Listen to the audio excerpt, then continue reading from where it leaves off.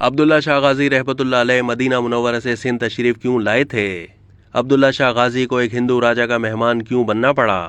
وادی مہران باب الاسلام سندھ کی سرزمین کا تصوف اور عرفان سے نہایت گہرا تعلق ہے۔ متعدد شخصیات نے یہاں مختلف طریقوں سے اسلام کی تبلیغ کی۔ انہی عظیم ہستیوں میں حضرت عبداللہ شاہ غازی رحمۃ اللہ علیہ بھی شامل ہیں۔ ان کی ولادت سید محمد نفس زکیہ کے یہاں 98 ہجری میں مدینہ منورہ میں ہوئی۔ آپ سادات حسنی و حسینی ہیں جو آپ کے شجرے سے ثابت ہے۔ حضرت عبداللہ شاہ غازی رحمۃ اللہ علیہ کی تربیت کا فریضہ خود آپ کے والد گرامی نے انجام دیا۔ کچھ مورخین عبداللہ شاہ غازی کی سندھ میں آمد کے حوالے سے لکھتے ہیں کہ آپ دین کی تبلیغ کے لیے تشریف لائے تھے، جبکہ کچھ مورخین نے آپ کو الشتر بھی لکھا ہے۔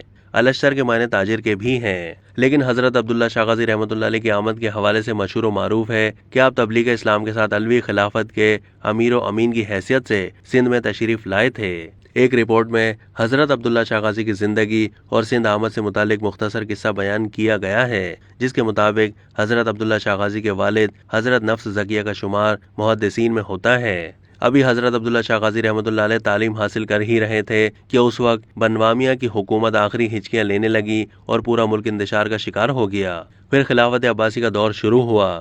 حضرت صاحب کے والد نے 138 ہجری میں عباسیوں کے خلاف علم بغاوت بلند کیا اور اپنی دعوت خلافت تحریک مدینہ منور سے شروع کی۔ امام ابو حنیفہ اور امام مالک نے بھی اس تحریک کا بھرپور ساتھ دیا، جس کی پاداش میں عباسی گورنر نے امام مالک کو کوڑے لگوائے، جس کے بعد حضرت سید محمد نفس زکیہ نے اپنے بھائی ابراہیم کو بصرہ روانہ کیا، جبکہ حضرت عبداللہ شاہ غازی کو سندھ جانے کا حکم دیا۔ حضرت عبداللہ شاہ غازی رحمۃ اللہ علیہ عراق سے ہوتے ہوئے سندھ کی جانب روانہ ہوئے اور بجائے جنگ و جدل کے سندھ میں تبلیغ اسلام شروع کر دی اور لگ بھگ 12 سال تک تبلیغ اسلام میں مصروف عمل رہے اور ہزاروں کی تعداد میں لوگوں کو اسلام کی لافانی روشنی سے روشناس فرمایا۔ سندھ کی عوام میں آپ کو بڑی تعظیم کی نگاہ سے دیکھا جاتا تھا اور آپ کو بے پناہ مقبولیت حاصل تھی۔ حضرت عبداللہ شاہ غازی رحمۃ اللہ علیہ کو سندھ میں داخل ہونے والے پہلے سادات بزرگ و مبلغ مانا جاتا ہے۔ سندھ کے اس وقت کے عباسی گورنر عمر نے باقاعدہ طور پر حضرت عبداللہ شاہ غازی سے ملاقات کر کے ان کے ہاتھوں پر بیعت کر لی۔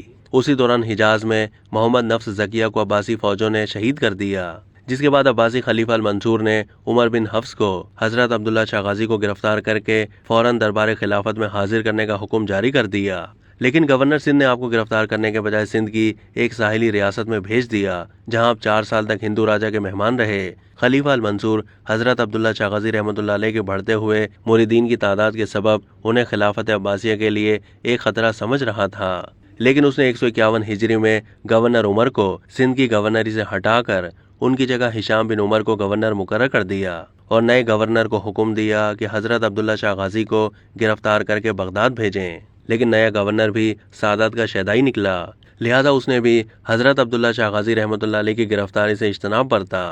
پھر 151 ہجری میں ایک دن حضرت عبداللہ شاہ غازی شکار کی غرض سے جنگلوں میں جا رہے تھے تو فوجوں نے ان سے لڑائی شروع کی۔ اچانک کسی ظالم کی تلوار آپ کے سر مبارک پر پڑی اور آپ شدید زخمی ہو کر زمین پر گر پڑے۔ دشمن فوجیں حواس باختہ ہو کر بھاگ چکی تھی۔ آپ کے ساتھیوں نے جب آپ کے جسم مبارک کو ہاتھ لگا کر دیکھا تو آپ شہید ہو چکے تھے، جس کے بعد آپ کے ساتھی آپ کے جسد مبارک کو لے کر جنگلوں اور وادیوں سے ہوتے ہوئے کلفٹن کے سمندر کے نزدیک ایک ٹیلے پر پہنچے اور وہاں سپرد خاک کر دیا۔ اس کے بعد حضرت عبداللہ شاہ غازی رحمۃ اللہ علیہ کے ہاتھوں مسلمان ہونے والے لوگوں نے مٹی کے غاروں اور لوندوں کے ذریعے ایک مقبرہ تعمیر کیا اور ان کے مقبرے کو نمایاں رکھنے کے لیے رنگ برنگے جھنڈے لگائے جو کہ دور سے نظر آتے تھے۔ حضرت عبداللہ شاہ غازی رحمۃ اللہ علیہ کا عرس مبارک ہر سال 20، 21 اور 22 ذی الحج کو پوری عقیدت و احترام سے منعقد ہوتا ہے، جس میں لاکھوں عقیدت مند شرکت کر کے اپنی عقیدت کا اظہار کرتے ہیں اور یہاں نہ صرف عرس کے دنوں بلکہ عام دنوں میں بھی زائرین کا تانتا بندھا رہتا ہے۔ اب تک کے لیے اتنا ہی۔ مزید معلومات کے لیے ڈیلی جنگ کے YouTube چینل کو سبسکرائب کیجیے۔